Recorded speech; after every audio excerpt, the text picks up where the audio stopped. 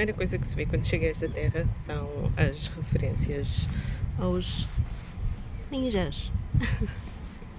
Estão em todo o lado, embora estejam de uma maneira kawaiificada. Tem aqui muitas referências ao elétrico local e bonequinhos dos ninjas em todo o lado e obviamente publicidade ao museu. De resto parece uma cidade bastante calminha e normal, mas existe um branding todo sobre os ninjas por aqui.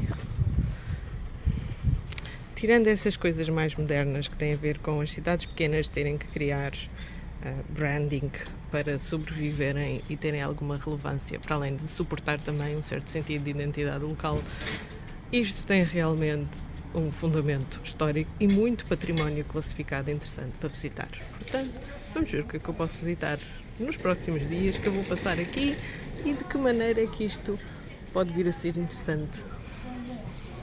É a Ninja City Station. Eles até deram o nome à estação Ninja City Station.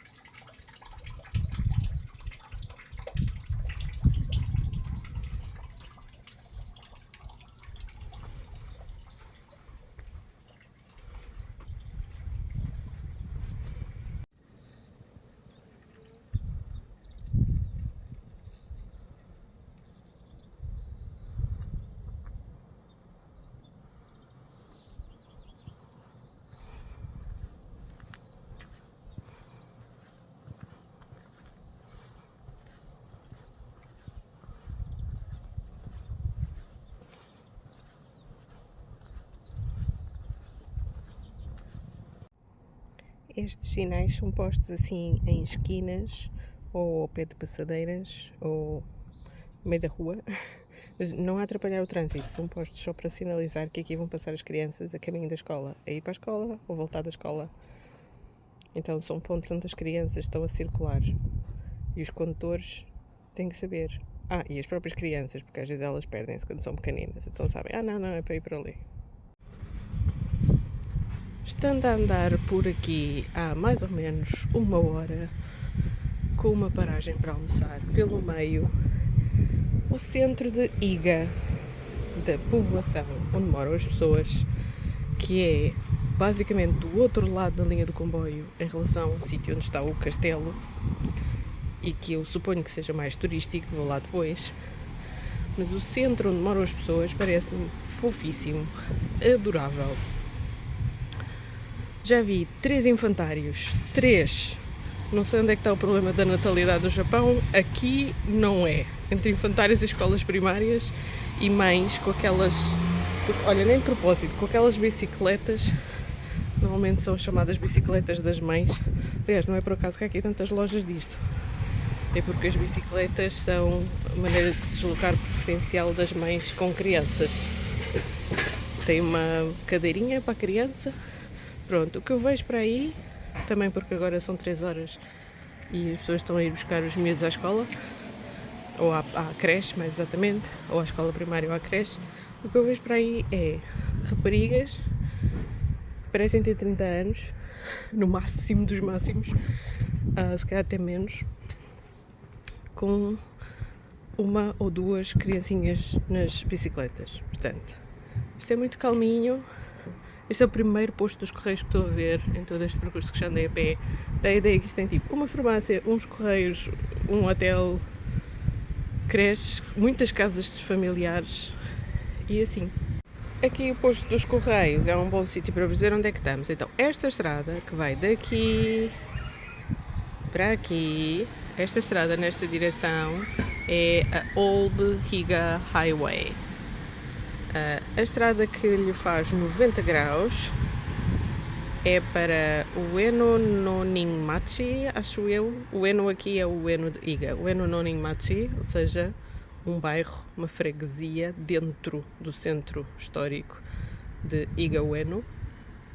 E, portanto, esta era a rua mais importante antigamente. A cidade desenvolveu-se à volta desta rua. Não é por acaso que as casas de esquina são propriedades gigantescas. Normalmente as casas de esquina dos arruamentos mais históricos são propriedades gigantescas.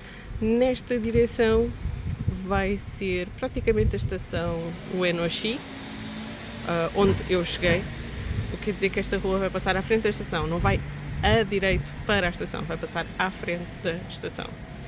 Portanto, os arruamentos seguem mais ou menos o esquema do período Edo. E esta avenida vai ser aquela que, se vocês quiserem ver o centro da cidade, onde as pessoas moram mesmo, vão fazer esta rua e as suas transversais, basicamente, para se ver a vila a este caminho. Iga, propriamente dito, é muito plano, é muito fácil de caminhar, mas nunca tem passeios. E eu acho que está muito feita para a circulação automóvel. Então eu vejo pessoas de bicicleta e depois vejo carros. Mas dentro da povoação não há propriamente transportes públicos, porque é tudo plano e toda a gente está habituada a andar ou de automóvel ou de bicicleta. Há muitas lojas assim.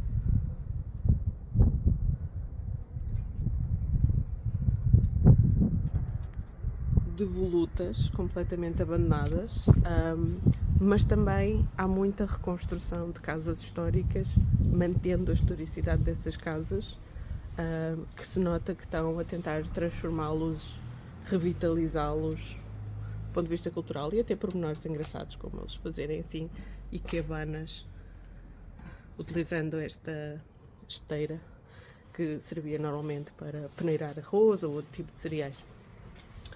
Então, aqui são as coisas que eles penduram no início do ano, na entrada das lojas. Então, esta é uma vila que eu acho que... Eu estou a começar pela parte não turística, normalmente é para onde eu começo sempre, para sentir o espírito da coisa. Parece-me que é melhor vocês ficarem alojados deste lado, se arranjarem alojamento, porque aqui é que eles estão, de facto, a tentar transformar algumas das casas tradicionais que ainda restam em casas de alojamento ou ryokans. Ou alguns não são ryokans, são tipo guest house. Os restaurantes desta zona da cidade são fabulosos, fabulosos. Os supermercados normais, onde as pessoas vão, tipo este, que vendem fruta, que vendem bebidas, algumas alcoólicas, outras não, são todos fabulosos. Os produtos são ótimos, são fresquíssimos, é tudo orgânico, é tipo, o standard é orgânico e é tudo ao preço da chuva, portanto... Boa comida, casas que são bonitas e estão restauradas. Acho que é melhor ficarem deste lado. É deste lado que vocês fazem diferença quando são turistas e estão a contribuir. E é mais fofo, é mais giro. Dito isto, a parte de ver o castelo e ver, não é, a postcard view, talvez o Museu dos Ninjas, não sei se lá vou, mas talvez, isso também pode ser interessante, mas isso é do outro lado da linha. Olhem que pormenor bonito da decoração desta jarra.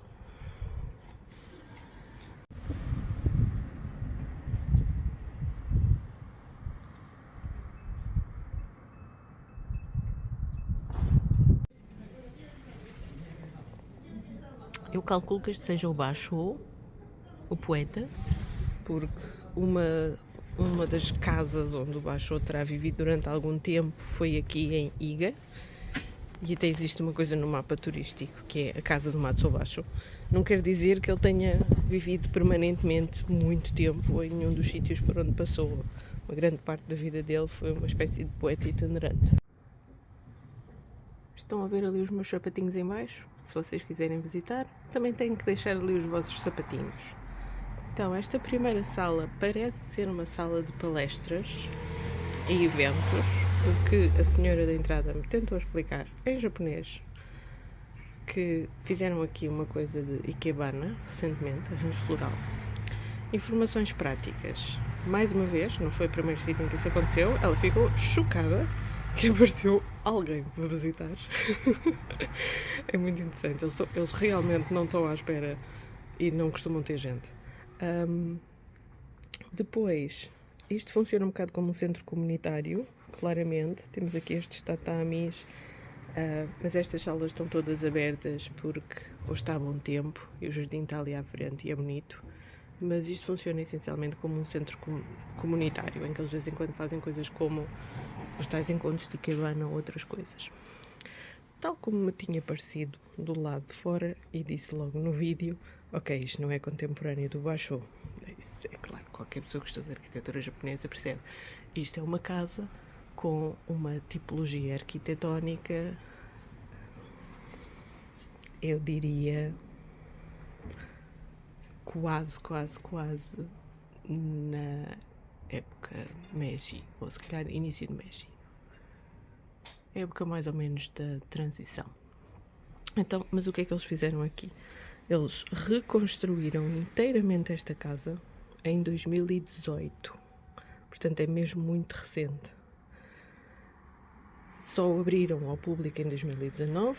Em 2020 foi aquilo que se vê, não houve turismo. Portanto, basicamente, eles só agora é que estão disponíveis para o turismo, para os circuitos, para as visitas das pessoas. Então, porquê que a reconstruíram inteiramente em 2018? Qual é a história desta casa? Eu vou-vos resumir o que eu li ali em japonês na entrada. Não há informação noutra língua que não seja japonês, pelo menos não por enquanto. Ela disse Madane, ainda não, ok. Aquele é um tokonoma, lindíssimo, já agora. Então, esta é uma machiya. A tipologia desta casa que eu vi logo lá de fora, e se não foi ela que disse, sou eu que vos estou a dizer, isto é uma machiya, é uma casa de uma família mercante.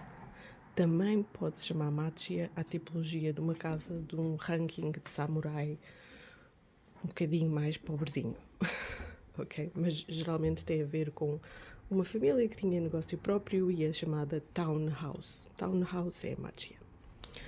Então esta machiya pertenceu a várias famílias, desde o período Edo, foi sendo mudada, reconstruída, etc.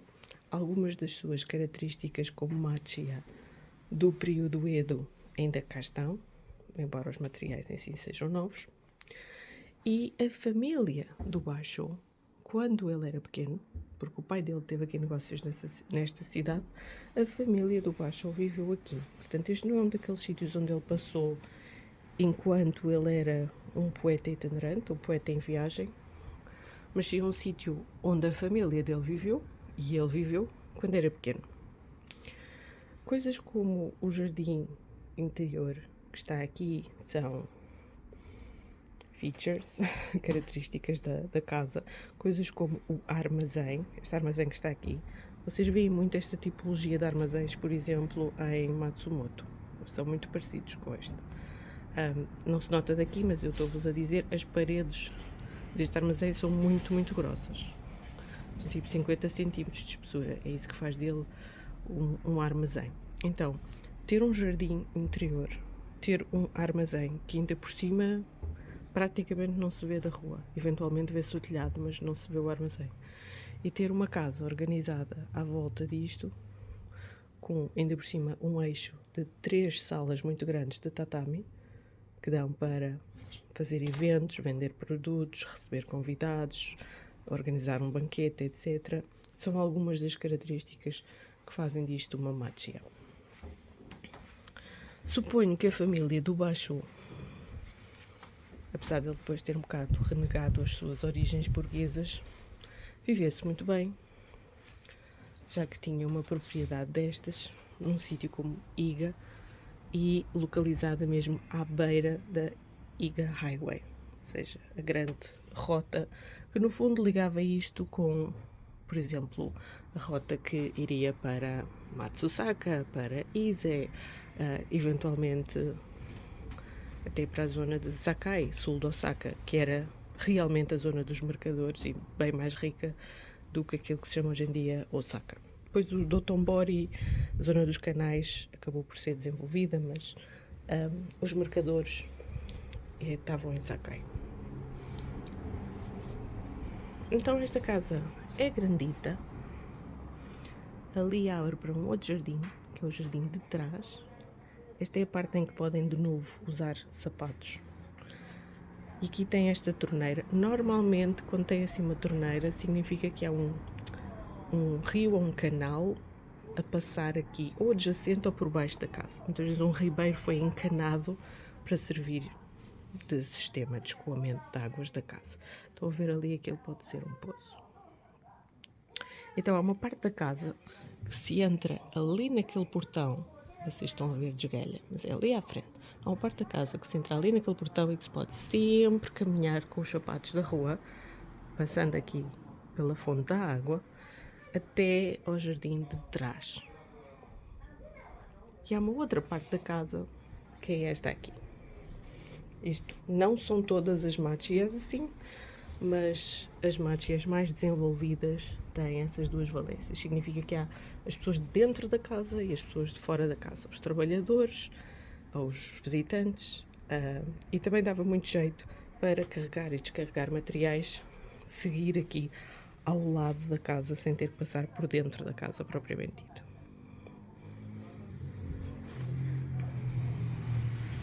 Eu vou voltar ali a buscar os meus sapatos para fazer este percurso e ver aquilo ali atrás.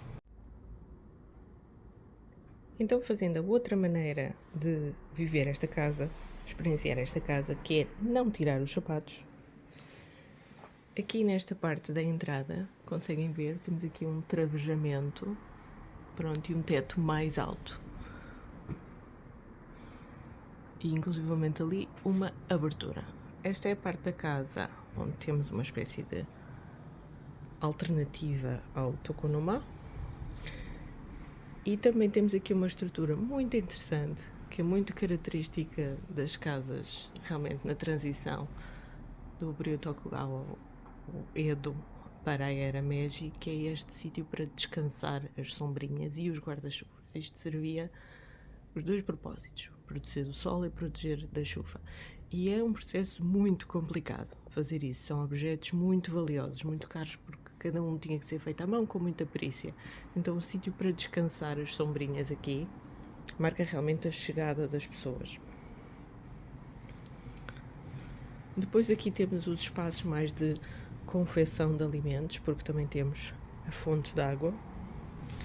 A confecção de alimentos era normalmente numa área de piso de terra batida ou pedra, portanto fazia-se fogo aberto, daí que vocês tenham aqui um teto mais alto e ali uma escotilha ou uma janela, portanto os fumos escapavam-se por aqui, para não haver envenenamento por monóxido de carbono.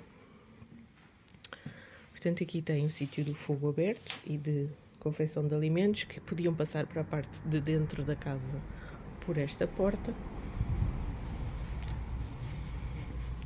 Todas estas divisões de tatami podem passar para aqui ou para o jardim lá fora. Esta última divisão deste corredor tem uma porta que dá diretamente para o sítio onde está o armazém e esta dá para o jardim das traseiras.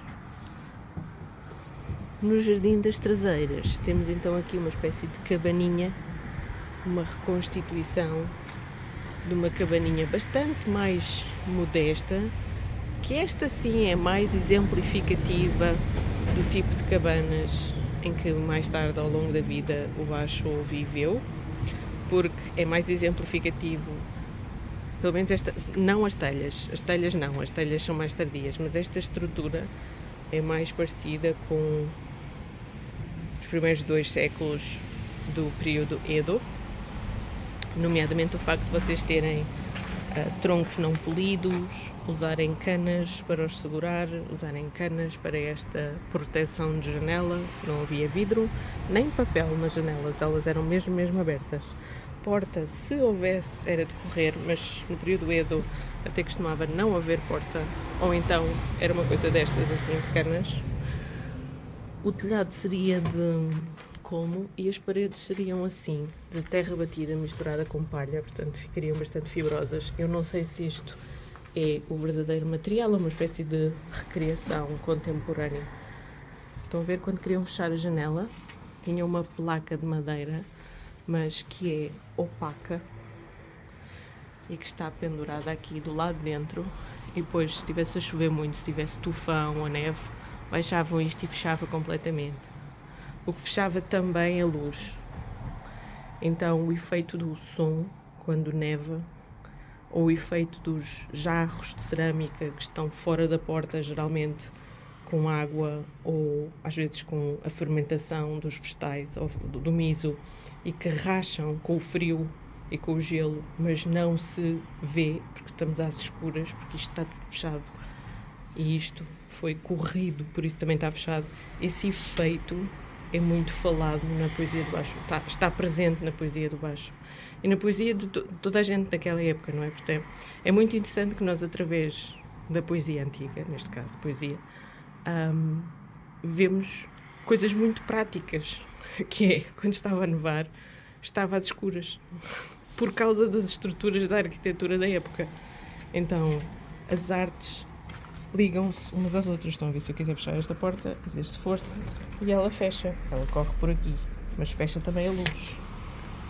Portanto, este espacinho entre a canalização da água e o ribeirinho seria onde ficariam, eventualmente, os vasos de cerâmica, os tais que ele diz que ouve o som quando fica gelado, e assim é que se apercebe que está gelado lá fora ou que está muito frio lá fora. Enfim, fiz aqui uma deriva, mas para vocês perceberem que as artes são todas ligadas umas às outras e que nós percebemos melhor, de facto, a vida dos poetas quando visitamos os espaços análogos aos que eles viveram, se for possível, o mais possível. Ok, esta parte do teto por dentro, isto sim, acho que isto é um ótimo exemplo de como é que se fazia o teto. Portanto, temos essencialmente treliças de palha em cima de canas e está tudo mais ou menos agarrado com estas cordinhas. E as paredes são desta terra, argila, prensada, eventualmente com palha, que fica com esta textura. Pendurar as sandálias quando se entra, porque daqui para dentro já não se entrava com sandálias. Portanto, aqui uma espécie de pré-tatami, não tem ainda as bordas em tecido, como mais tarde terá o tatami tradicional. Aquilo costumava ter um braseiro, ali também um braseiro.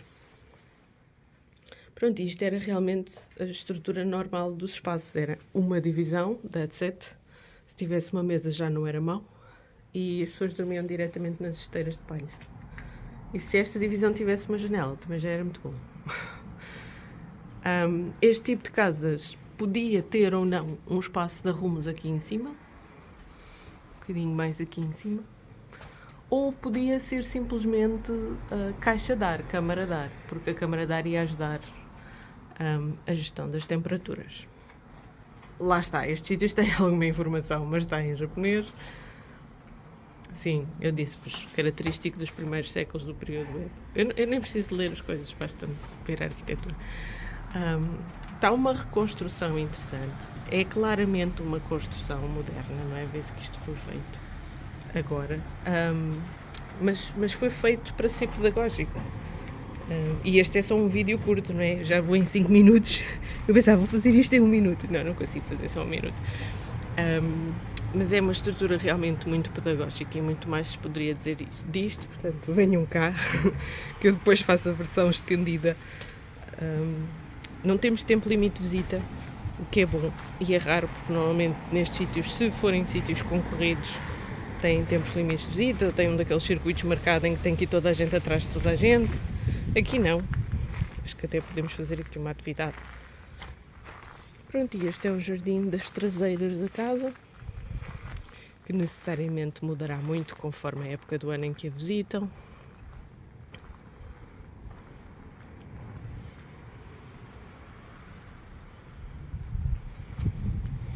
E tem ali o que me parece que são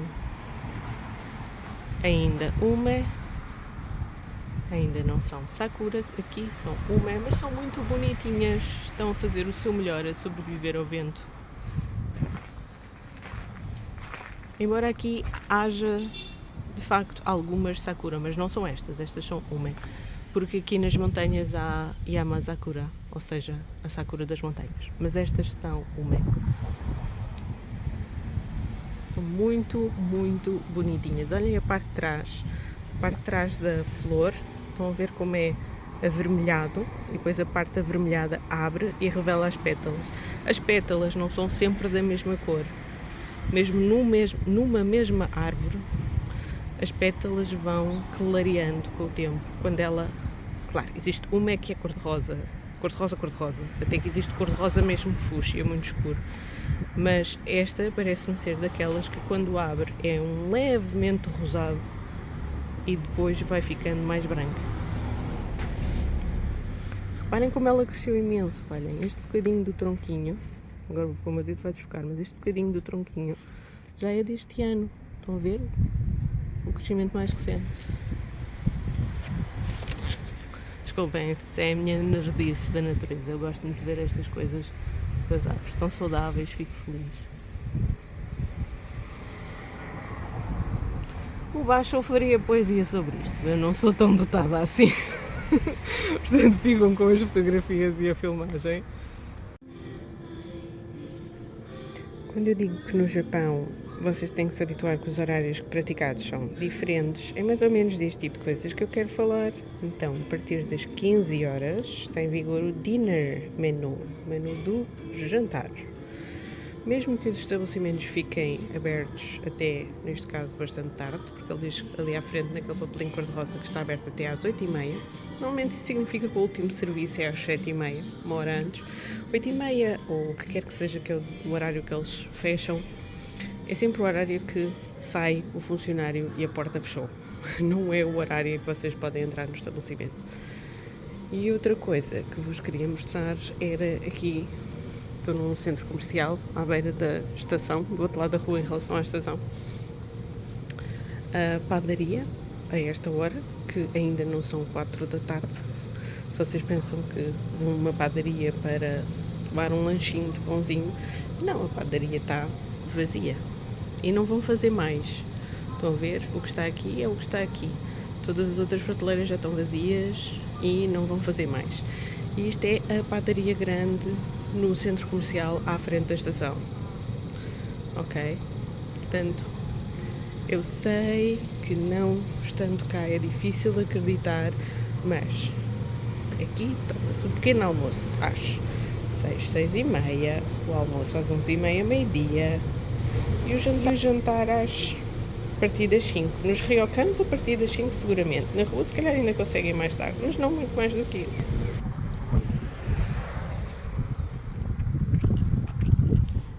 Afinal ainda vou atravessar este rio. Eu vi uns patos a voar por aí e achei que esta paisagem era muito bonita. Eu sei que não parece porque é só estrada, mas estando aqui, lá ao fundo, as montanhas, com esta luz dourada do final do dia, são mesmo muito bonitas.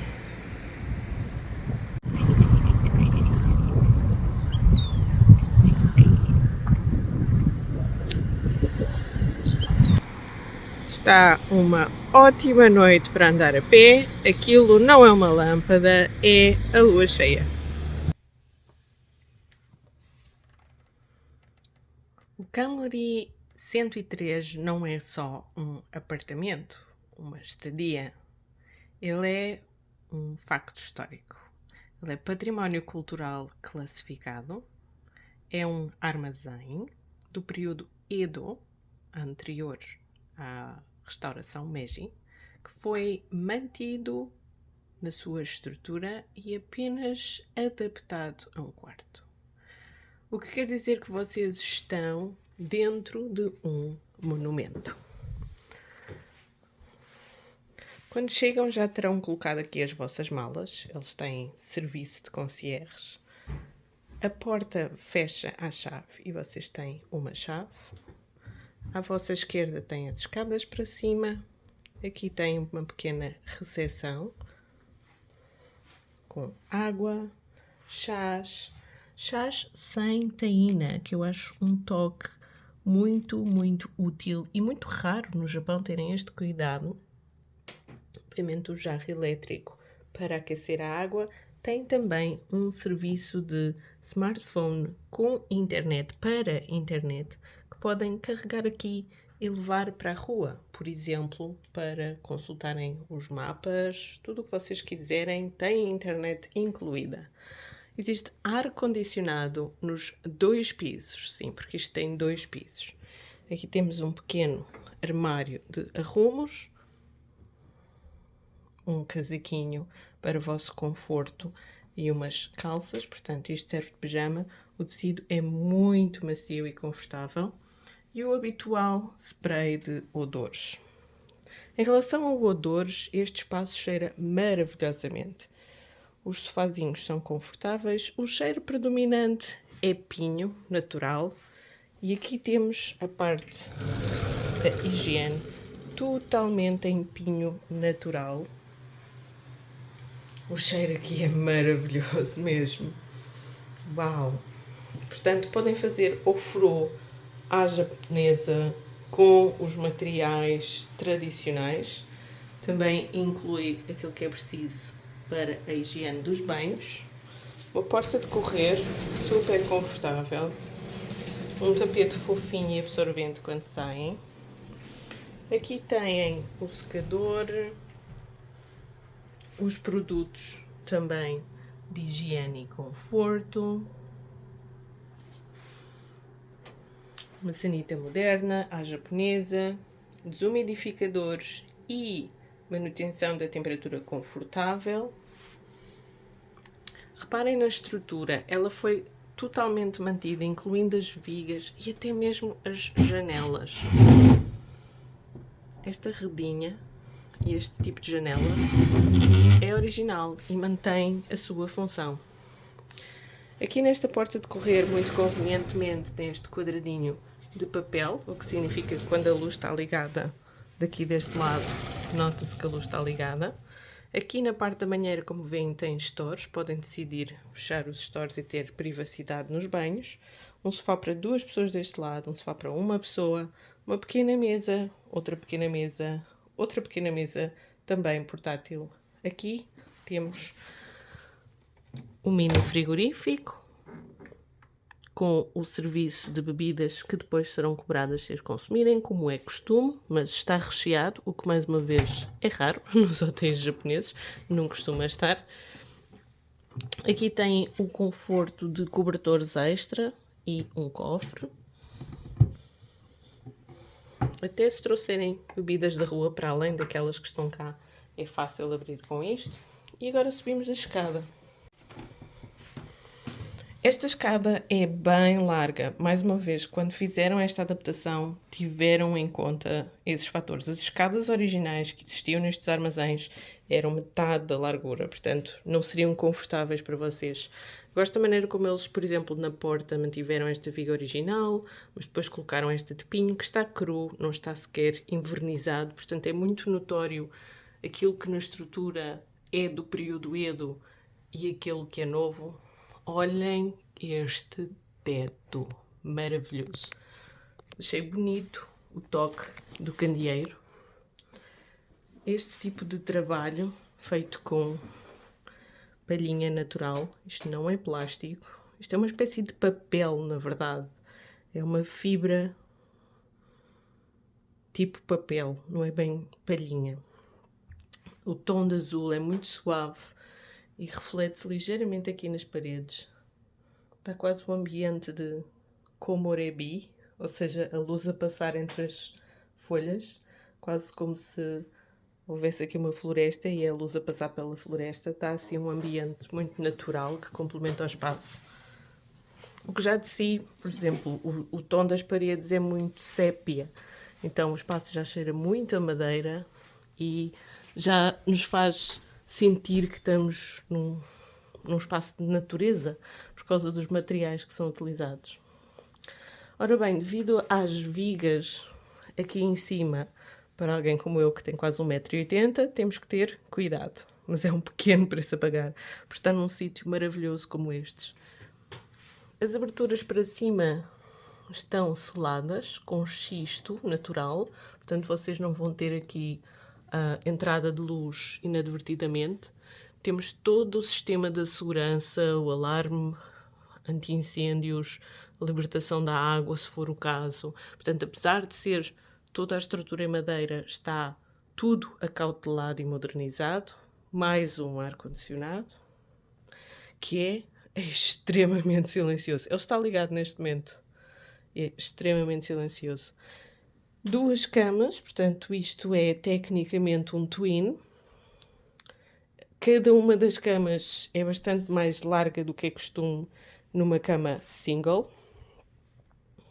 Para dar um sentido de proporção, é bastante mais larga. Cada um tem a sua própria mesa de cabeceira e, para além disso, ainda há uma mesinha no meio. As condições de segurança aqui no Japão ditam que tem que haver sempre uma lanterna de emergência perto das pessoas quando estão a dormir. Mais uma vez, tem aqui a janela tradicional antiga que funciona. Foi mantida a sua funcionalidade, mas ela agora está fechada. E tem uma janela nova, um sistema novo de fechar e uma cortina aqui também para vocês dosearem quanta luz é que vocês querem ou não querem aqui junto à vossa cama. Cá está o vosso quebra-luz. Ali tem uma máquina de umidificar o ar, porque no inverno o ar pode ficar muito seco e ser mais confortável para vocês respirarem. Mais uma vez, as vigas e a estrutura foi mantida, mas higienizada, purificada. O mais extraordinário é, sem dúvida, esta estrutura do teto, que é a original. E ali vem um pouco da parte de cima do candeeiro, da bolinha azul, e vêm lá para baixo.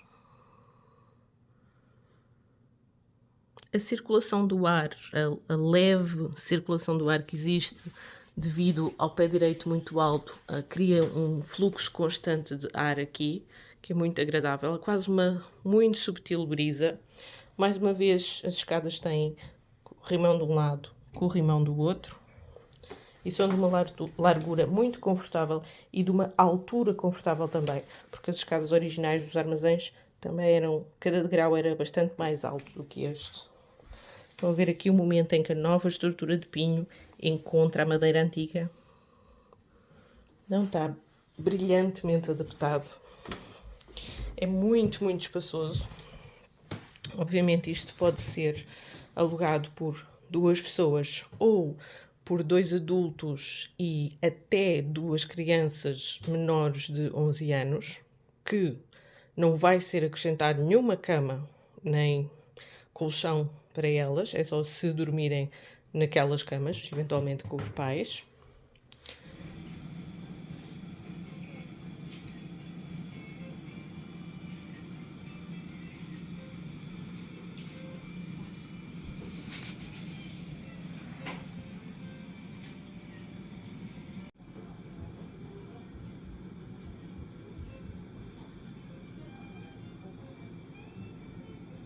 Não há problemas com sentarem-se no chão, porque eles têm umas cadeiras especiais para colocar em cima do tatami.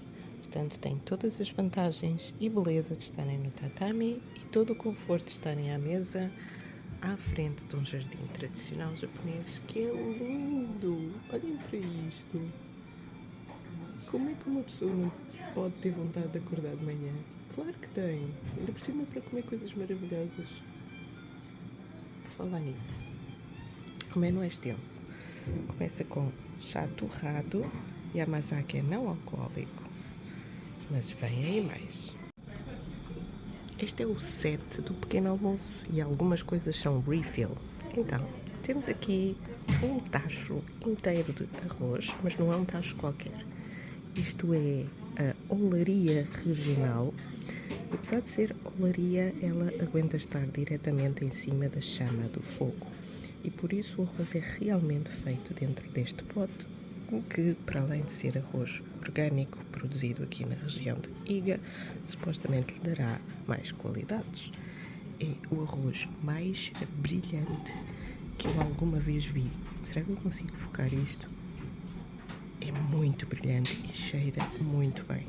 Na verdade, eu já estava a sentir o cheiro do arroz quando estava no quarto, porque eles fazem o arroz num método que é a vapor, para preservar 100% dos nutrientes durante o processo da confecção. E isso faz com que comece a espalhar-se um cheiro muito agradável. Isto aqui é a nossa sopinha de miso. A pasta de miso também é produzida localmente.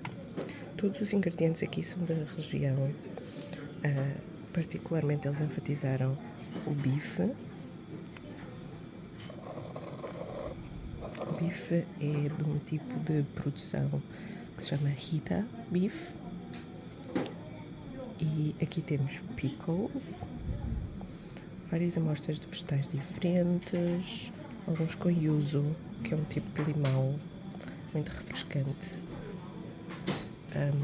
Aquilo ali é uma espécie de cottage cheese, não é bem queijo fresco, mas é quase. E isto é tofu com pasta de soja, peixe grelhado, rebento de gengibre, omelete. Esta é a tacinha para pôr o arroz. O arroz, o chá e a sopa são refill. Não que eu consiga comer mais do que isto, mas pronto.